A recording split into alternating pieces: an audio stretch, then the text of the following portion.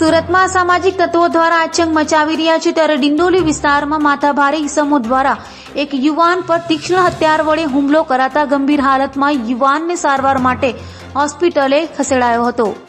સુરતમાં અસામાજિક તત્વો બેફામ બની ગયા હોય અને પોલીસનો ડર જરા પણ અસામાજિક તત્વોની ન રહ્યો હોય તેમ લાગી રહ્યું છે ત્યારે સુરતના ડિંડોલી વિસ્તારમાં સામાજિક તત્વોએ મચાવેલો આતંક સીસીટીવીમાં કેદ થયો છે।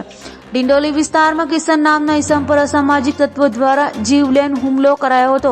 ફૂડ લવર નાસ્તાની દુકાનમાં કામ કરતા કિશન નામના યુવાનના ગળાના ભાગે ચપ્પુ વડે હુમલો કરાતા તે બેભાન થઈ ધડી પડતા તાત્કાલિક સારવાર માટે હોસ્પિટલે ખસેડાયો હતો। તો બનાવની જાણ થતાં પોલીસ કાફલો સ્થળે દોડી ગયો હતો જ્યારે સમગ્ર ઘટનાને લઈ પોલીસે નજીકના સીસીટીવી કેમેરાની તપાસ શરૂ કરી છે। તો આ મામલે પોલીસ શું કામગીરી કરશે તે જોવું રહ્યું।